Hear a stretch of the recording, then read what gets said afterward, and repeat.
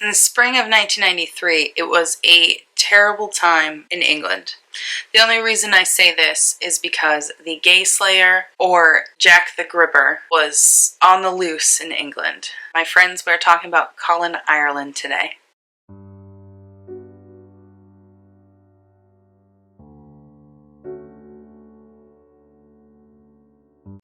Hey everybody, what's up and welcome back. If you're new here, I'm Liz, and today we're going to be discussing another solved true crime case.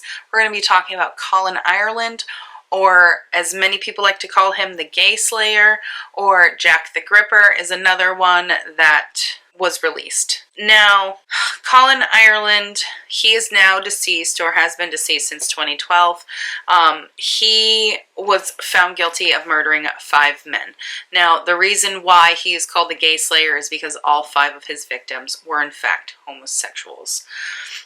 So, he is believed to be one of the most evil serial killers in England due to his depravity of his manner of killing. Now, when he was interviewed in jail, he did say that he was indeed heterosexual. He did not swing either way.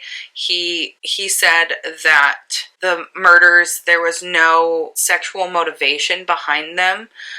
He was extremely organized, and he literally carried an entire murder kit, just like Israel Keys did. If you haven't watched that video, I'll link it in a card. Watch it. I'm telling you. Now, his full murder kit that he carried had handcuffs, a change of clothes, and rope, and he carried these to each murder.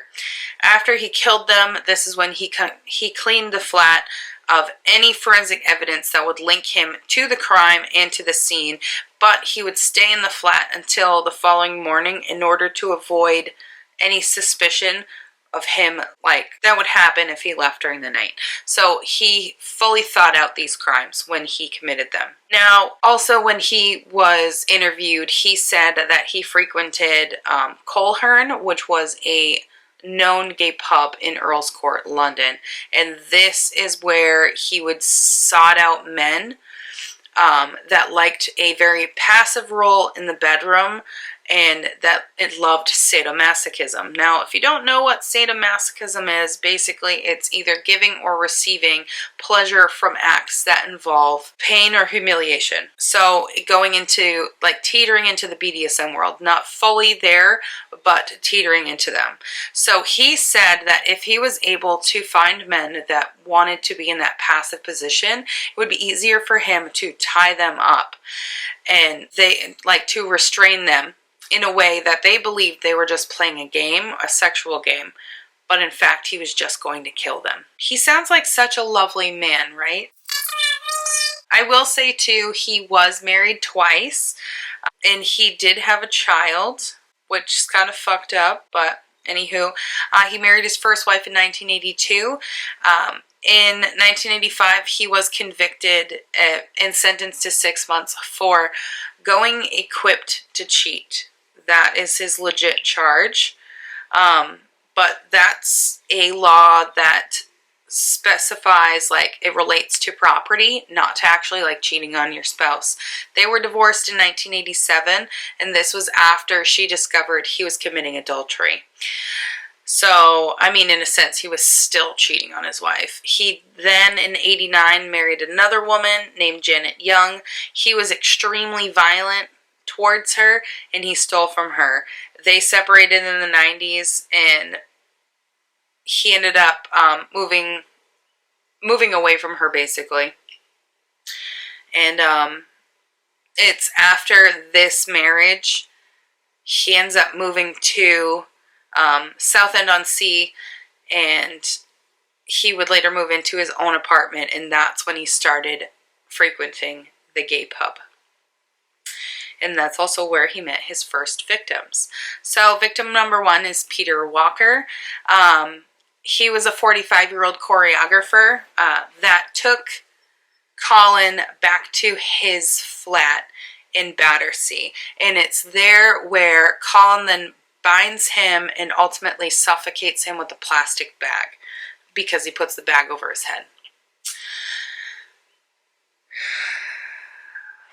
Colin then places 2 teddy bears in a 69 position, so we'll just have my hands like this, and puts them on Peter's body.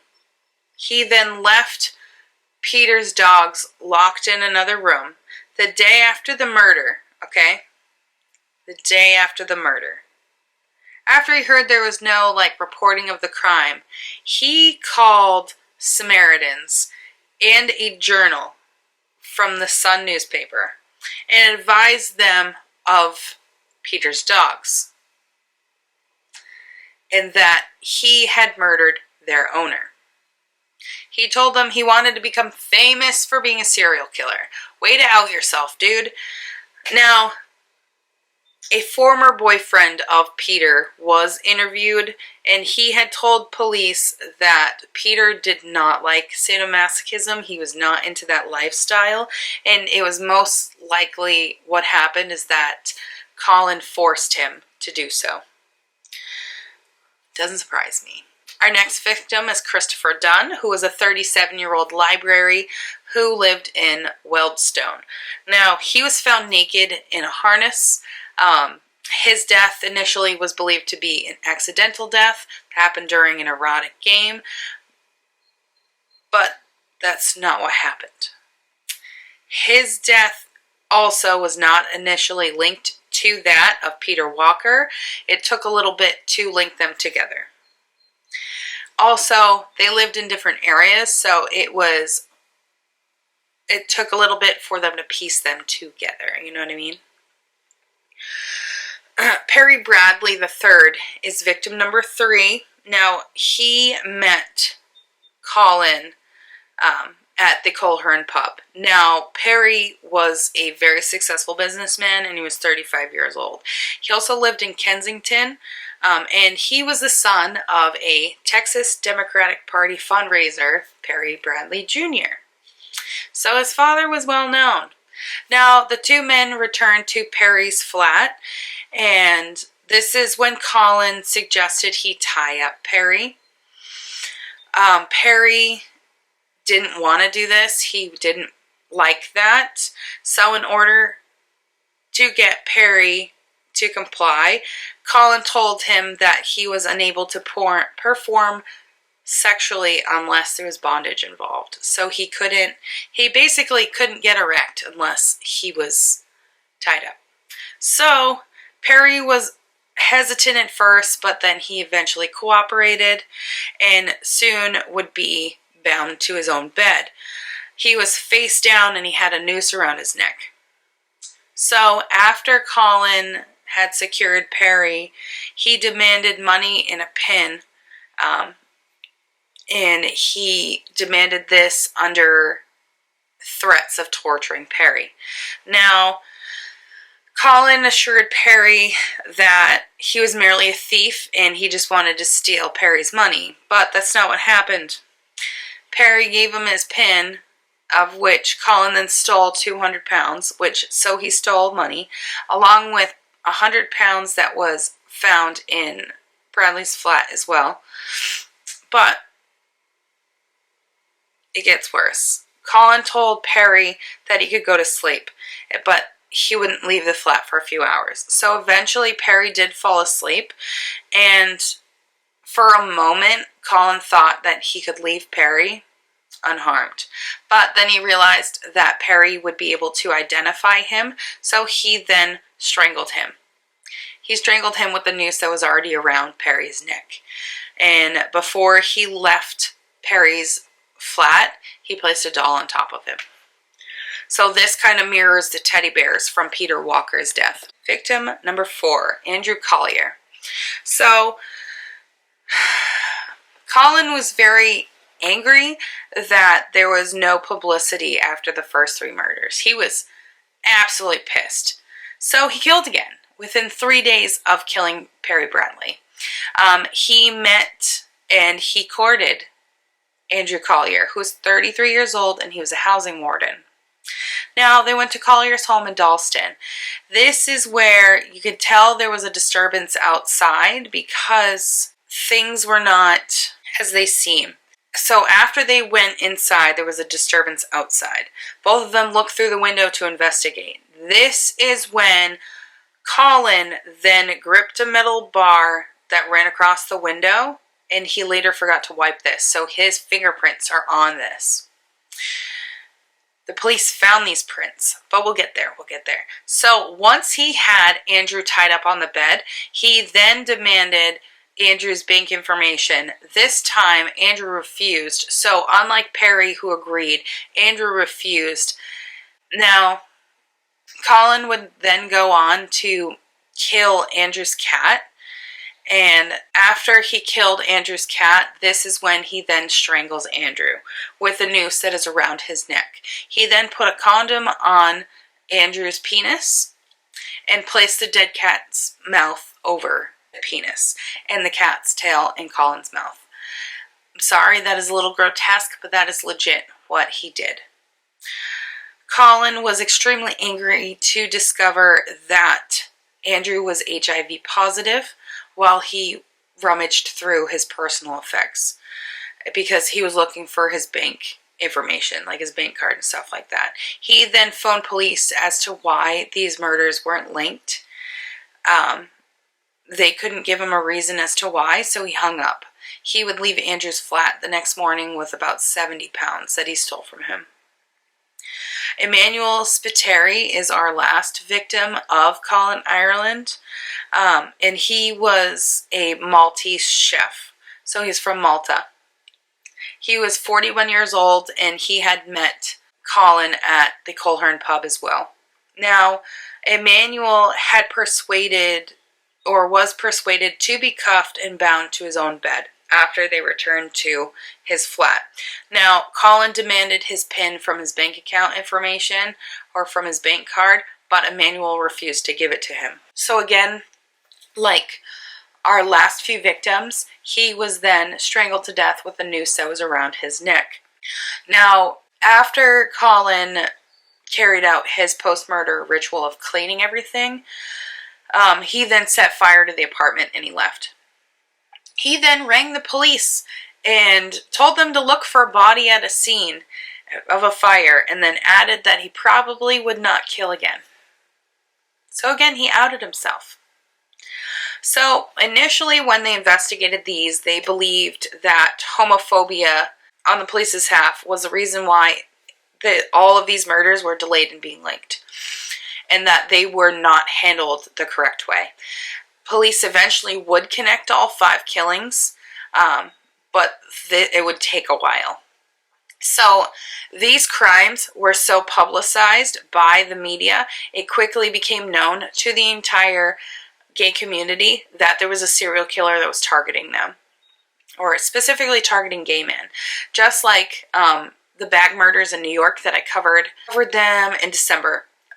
They were targeting specific men, or like Herbert Baumeister, how he was targeting specific men or specific aged men. I'll link those 2 in cards above.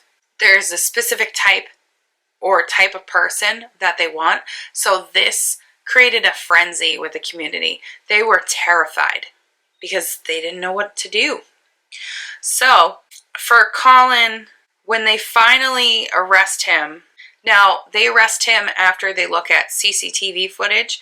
Now, when they investigate what happens with Emmanuel Spittari, they reveal that he left the pub and traveled home with his killer by a train.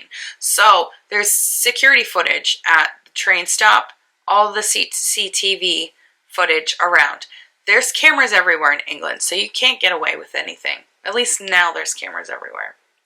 So, they were successful in capturing like a screen grab of Colin Ireland's face. And basically what happens is that Colin would identify himself, and he recognized himself in the screen grab that was being shown on the media. And he decided to just tell the police that he was the man that Emmanuel was with, but he was not the killer. He claimed to have left Emmanuel at the flat with another man. However, the police, this is when they find his fingerprints at Andrew Collier's apartment, which they then link back to him. They link back to Colin. So that loveliness of him grabbing the bar and leaving his fingerprints there, yeah, he's now screwed. So he was charged with the murders of Andrew and Emmanuel and confessed to the other 3 while he was awaiting trial in prison. Now, he told the police he didn't have any vendetta against the gay men, but he picked them because they were easy targets. He pretended to be gay to lure his victims to him.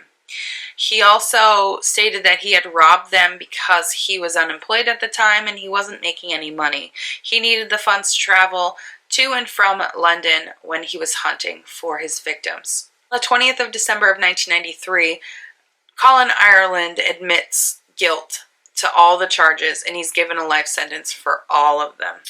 Now, the judge, Justice Sachs, he said that it's exceptionally frightening and dangerous. He also said that to take 1 human life is an outrage. To take 5 is absolute carnage. Now, on the 22nd of December of 2006, Colin was one of 35 life sentence prisoners whose names appeared on the Home Office list of prisoners who had been issued whole life tariffs and were unlikely to be released. There's an entire list of them, which is absolutely fascinating. I think I'm going to look into this list.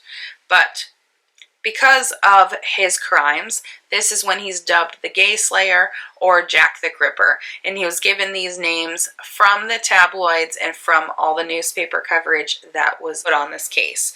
Now, like I said in the beginning, Colin passed away. He died on the 21st of February of 2012 at the Wakefield prison. A spokesperson for the prison said that he is presumed to die of natural causes, and a post-mortem would follow, but when they did his autopsy, it was revealed that he died from pulmonary fibrosis and a fractured hip that he had suffered earlier in the month. So that, my friends, is the Gay Slayer, or Colin Ireland. I hope you guys learned a little bit from this and how depraved a person can be. Also, if you're new, don't forget to hit subscribe, turn your bell notification on to all. That way you know whenever I upload, because I upload quite frequently. And I'll see you guys tomorrow in a brand new video.